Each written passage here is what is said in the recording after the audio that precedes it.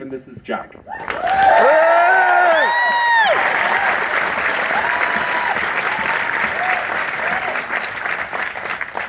Can we bring up some other people as well? Yeah, so Stephen O'Connell, who edited this movie.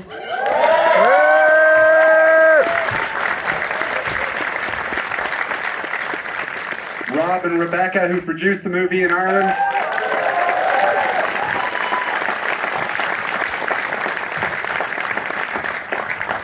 Anthony and Peter and Nadine, will you come up as well?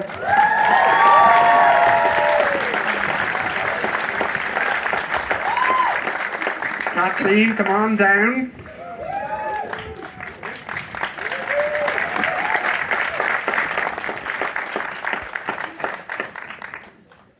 There she blows. Now take your time. Take your time.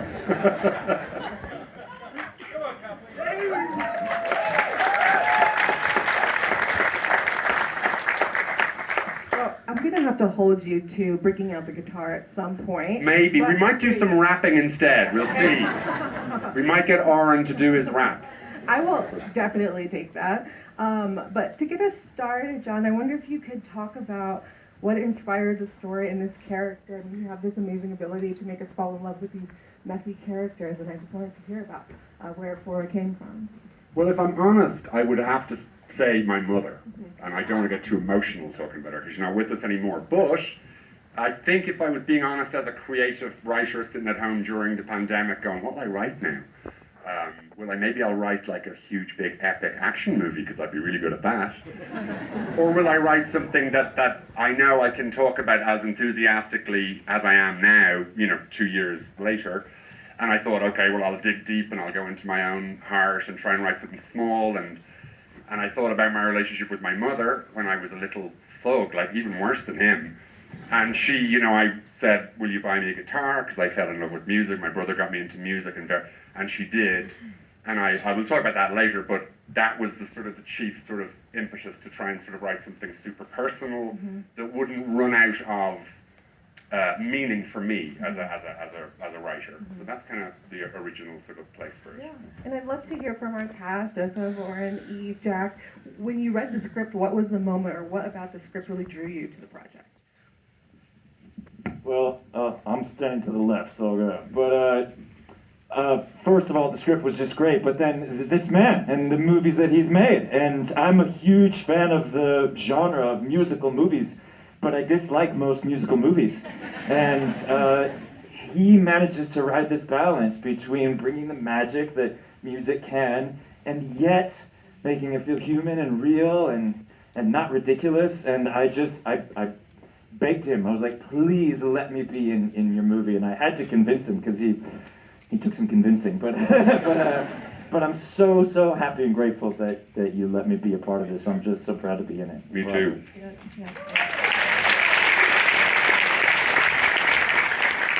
Well, I really enjoyed reading the script, and I think I could really relate to Max as like a troubled teenager that's trying to find his way in the world. Obviously, I didn't go to the extent that he did as to robbing any shops.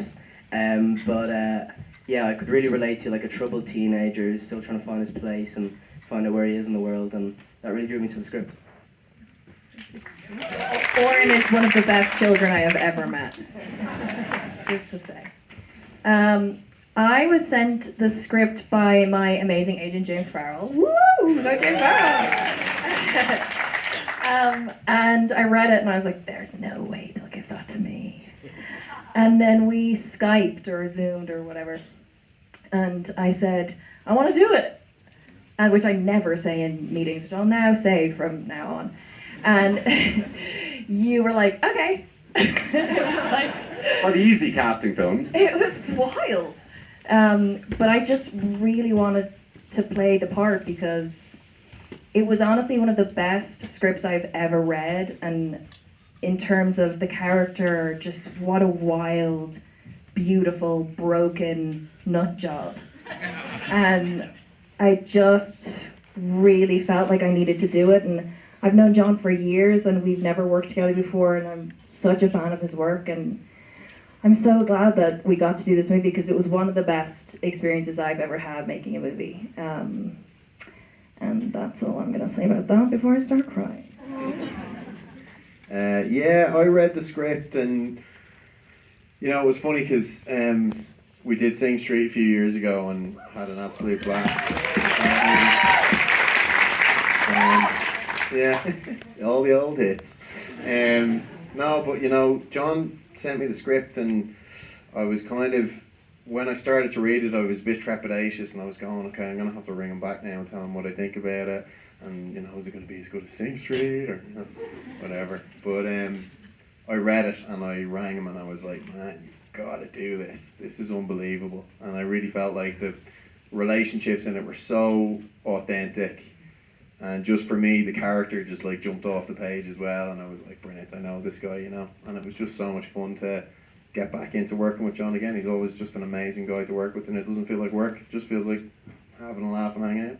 Doesn't feel like work. Yeah, and the comedy was so great too. It was so great to sit in with an audience and actually hear people laugh. And yeah, I really loved it. I want to open it up for some questions. Over there, the mask. Oh, hi, I'm John. Nice to meet you. Nice to meet you, John. I wanted to ask, like, what was the process like with writing the script? Like, did you write the songs before, after, or a combination of both? So here's how I write. I sit at the computer and I write a scene, and then I get bored and restless. And to not smoke, because I smoke a couple of cigarettes a day, so to not smoke, when I get bored of a scene and I have a seat with wheels on it, and I push myself away from the desk to the piano or the guitar, and then I fiddle around in the guitar, and I'm like, why not just put that in this, because this is really boring now. And it's from being bored and having a very low threshold for, I'm very easily distracted and I don't have great concentration, so I put music in to make it interesting for me. And then that little piece of music will inform a piece of the writing, and then the writing will inform the music. And a bit like, I think Joe does a bit in the same way. It's like the two things sort of just gel. I don't think I could ever write a 90-page script with wall-to-wall dialogue. It seems to be music has been there in my life. At every major decision I've ever made, there's been something playing, which I think is God's way of saying, or whatever you believe in, but it's some way that the universe says, go on, fuck it, do it. Because The Cure is playing while you're thinking about it. Go and ask her for a dance, fuck it, go and do it, you know, because the record is playing. And so music is always in my life in that way, so the two things just come naturally to me. Are you writing the music, like the composing it, or the lyrics too? So here's how we work. I write a shit song, and then I give it to Gary Clark, and he makes it really good. So all the bits that you're humming, walking out of here are the bits Gary wrote, and all the bits that you're like, totally can't remember, that's my genius there. And then actually myself, I mean, we'll tell the story, but like, we wrote all together, myself and Joe and Eve and Gary, and sometimes Oren threw in a line. Like, we kind of created a lot of the soundtrack together as we were filming, the morning before filming. Can I tell this story? Because it's unlike anything I've ever experienced. At first, it was fucking terrifying. Because you want to know what you're going to be doing when you go to do it. It's the normal thing that you kind of know what the lines are going to be, you know what the song is going to be. We had a recording session scheduled. And we're like, oh cool, we're going to record a song. What song? We showed up, and I was like, cool, what's the song? He was like, well, let's talk about it. And I was like, okay, great. And then you showed up, and then we all talked about it, and over the next 8 hours, we wrote a song together. And I've never had a filmmaker invite me in to their process quite as intimately and spontaneously as John. And at first, it was so different for me that I was uncomfortable. But by the end, I was like, he's doing this on purpose. He knows exactly what he's doing. This is how he catches lightning in a bottle. He makes sure to not quite know what's going to happen so that we can all figure it out together. And it's so gutsy. It takes real courage to do it that way. But I had a blast doing it. And you have a track record to back it up. So I'm really an admirer of how you do it. Yeah, I just want to say it's one of the scariest and spontaneous things working with John, because like it all comes out of him sort of like lightning, and in the middle of a scene or something, like he'll just be like, oh my god, and you're like, what? I don't get that. And then he makes you do it, and it becomes so funny, and it becomes such a part of the scene. It's like it was such an instinctive thing, and that was the same thing when we did the songwriting. Is I walked into the recording studio shitting myself, and John's just sitting there with the guitar going, so this is my process, and if we don't come up with anything good, we're not going to shoot it next week. And I was like, oh, okay. And within 8 hours we had written and recorded a song and also managed to get lunch. It was incredible. Yeah, the lunch part too. Yeah. Other question? Oh, right here. How tempting was it to have two of the characters actually meet at the end instead that you would have never out? That's a very good question. What was the question? You know, sorry, the question that he asked was how tempting was it to get the characters to meet at the end? I mean, I'm a romantic fool, and I love romantic musicals, and I'm a big sucker for them, and I love the happy endings. It just felt that if they met, it would seem corny, and it would also, I was trying to do something about the digital age and all of this weird thing that we're doing with our kids and loved ones and with the screens and all of that. And I wanted to see if I could push that, how far I could push that, of like, could you fall in love with somebody through a screen? And what are the better uses? Because we're all terrified of the internet, because it's horrible. And we're terrified of our smartphones and FaceTime and not seeing our kids and not touching people and empathy and not seeing faces and knowing how to, that's genuinely fucking terrifying, and it could end the world. But there are definitely good things in the internet.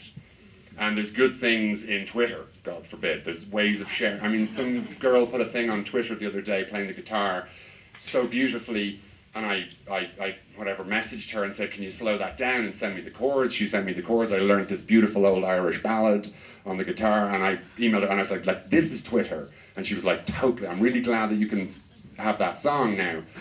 And likewise, Elon banned you, right? Huh? Is that what happened? And then Elon Musk banned you. And then Elon Musk, exactly. He was like, that's not what we want Twitter for. We want you to get fucking angry on Twitter and hate people. But as we're going to have to live with the internet. And I think this movie is a way of saying, this is a good way to use the internet. Don't put the song on fucking Twitter the second you do it. Send it to the girl that you wrote it for. That's a good use of the internet. Don't get validated by 1,000 of your friends. Get the girl or the guy to like you, because you wrote something for that person. Use FaceTime or Zoom to fall in love and meet people and talk and be honest and forget about the small talk and go in deep. That's a great use of a broadband connection. So there's a bit of that. Was that? I can't even remember what question I'm answering. I think we have time for one more question, so no pressure. No, we have time for tons. No pressure. We have time for tons of questions. Okay. We have to wrap. Like, not W-R-A-P, R-A-P. But let's have one more question. Should we wrap the answer to the question? Yeah. Okay, let's do that. Thank you for your art and your work. The question is, to Joni Mitchell, I felt like letting this go on for the whole song and to feel you go through your experience. And I just wondered if you could just talk about it, what that was, because I was crying during that scene. So was I. I mean, for me, the you couldn't, once you started the scene, you couldn't cut away from that song. It's such a beautiful song, it'd be a travesty to end it.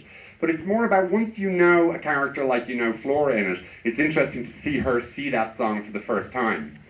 Because we're all DJs, aren't we? We love to play a song to somebody for the first time that they don't know. Like, I love playing Bill Withers to my kid, and my kid, you've never heard Lovely Day by Bill Withers? And she's 3, so she's like, nah. It's like, or like I played the Bee Gees to my 2.5-year-old. I've got the video. If we have more time, she's just like, I'm like, this is the first time you're hearing the Bee Gees?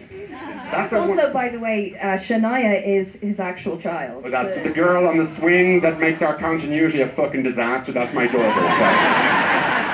I'm sorry, Stephen. Stephen's our editor, by the way, who worked very fucking hard getting this film, excuse my language, I'm just excited. Getting the film into Sundance, he worked tirelessly through pneumonia. He was like dying on the edit suite. And I would be like, get up and work that film.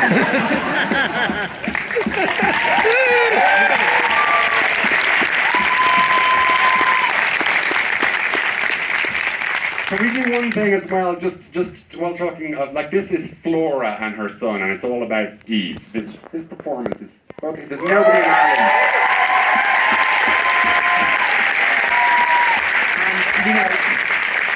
while Jack and Oren and Joe are great, Eve just does, she goes through, she plays the guitar badly, she has to play the guitar well, she has to dance, she has to punch her kid in the face, she has to curse, she has to move her body, she has to act brilliantly, she has to be so much range. And because the film's about mothers, I'd love just to give a little round of applause and acknowledgement to 50% of the reason why Eve Houston is alive, which is Ali Houston, who's here. If you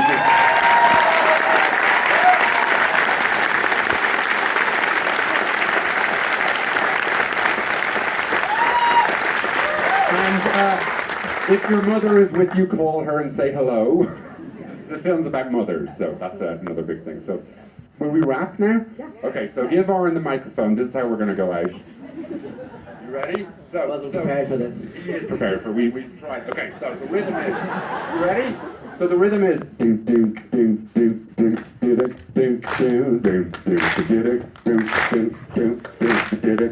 Come on, girl. Here we go. Oh. Come on, girl, you know how much I want you. Like a ghost, I'm going to hunt you. Meet me at me crib, bring your friends. Maybe you can drive a Mercedes-Benz. We'll hang out poolside, have a drink, swimming against the tide. Not gonna sink. Come on, girl, let's get in trouble. Shaking off straight to James Bond from Dublin. We got. He said he wouldn't make me sing. Okay, second verse. What's the second verse? I'm the Joker with the Glasgow smile, ready to die for you. I go in style, dressed from head to toe in Italian. In the bed, I'm like a stallion. I'm the king of the MMA, like Conor McGregor, only not as gay. Living the dream in a bed full of bitches, the Midas touch. I got the riches, and when they come and stitch me up, they better use Gucci stitches.